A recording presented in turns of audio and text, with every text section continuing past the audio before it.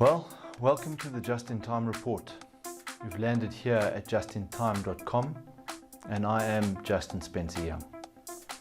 I've been a trader of markets for many years now, and over time I've developed a methodology that works for me. The reason why it works is I have a set of rules that I can apply consistently. So really what I'm doing is nothing complicated. I'm just measuring price movement in relation to various moving averages. But it's interesting in the sense that it's like one derivative away from price.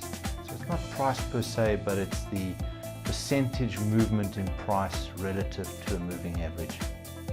And I'm going to show you a few examples in a moment on how I go through a process to discover two particular setups. The first setup is what I call a momentum setup. And that's where price has returned to a place in the market on several occasions and seemingly found some resistance. But when it breaks through that resistance, and not breaks through from a price perspective, but breaks through from a momentum perspective, can be quite significant. The other trade that I look for is something that's called a stretch trade. And there I'm just looking to see where price has moved substantially away from a moving average, generally over a shorter period of time than the momentum trades that I look for. And with this price movement away from a moving average, I'm looking for mean reversion, an opportunity just to trade the price as it returns to the moving average. And these trades seem to appear quite clearly in the markets when they do appear. So let me introduce you to how I find these and how they're set up and how I trade them. This is a price chart of the Satrix 40 going back to 2007. In particular, notice the bull market post the 2008 financial crisis, and then since mid-2014 price has generally gone sideways at two specific levels over the last 5 years. I've placed these red boxes here just to help your eye recognize this horizontal price movement. But just notice how the distance from price to this 200-week moving average here is far more stretched up here than perhaps in other places down here. In a moment I'm going to show you the momentum chart, and I'll show you how different it is when price is represented as momentum. This is the same data represented against a 36-month moving average, and it has monthly price ranges.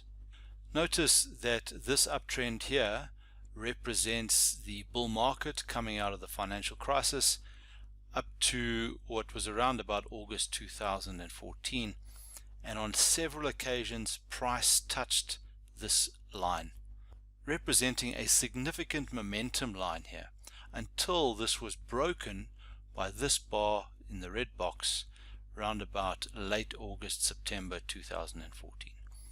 Since then we have been in a downward trend, and you can see how price has revisited this point again on several occasions.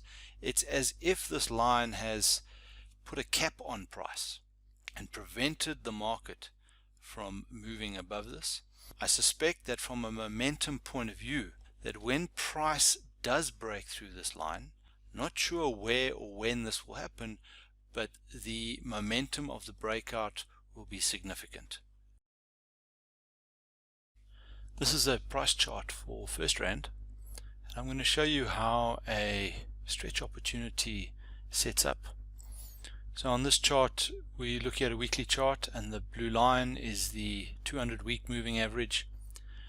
And if you know what to look for on this chart, you can see that price has stretched down to the 200-week moving average in August, And I'm going to show you how that shows up on a momentum chart, which is bright and crystal clear. This is the First Rand momentum chart represented against a 100-day moving average and plotting daily ranges. So it appears that price is oscillating around the 0% level, and when price is at the 0% level, that means price is on the moving average. And you can see from time to time how the price moves away from the moving average. It might be stretched upwards, and at other times it may be stretched downwards. And I'm looking to identify a specific level which price has visited on several occasions, as can be seen by the orange dotted line, where price has visited this line on 3 occasions, represented by the green circles. When price touches down to this level, I'm looking at this point to trade the mean reversion back to the moving average line, and I can get a certain degree of confidence from looking at how price has moved historically to see, is it stretched, and at what point is it likely to mean revert. So there you have it. I gave you an overview of the market momentum as it relates to the Satrix 40, and I showed you a specific trade or specific setup around First Rand. Now I'm looking for these opportunities all the time. They come across my radar, and I write a newsletter, just-in-time report, that shows how these set up and shows the progression over time as I enter the trade and see it to conclusion, whether it hits target or gets stopped out. So I'm encouraging you to hit the join button, join my newsletter, and get this weekly, sometimes every 2 weeks report, depending on what's happening in the market, straight into your inbox, and get a regular update on what's happening in the markets just in time.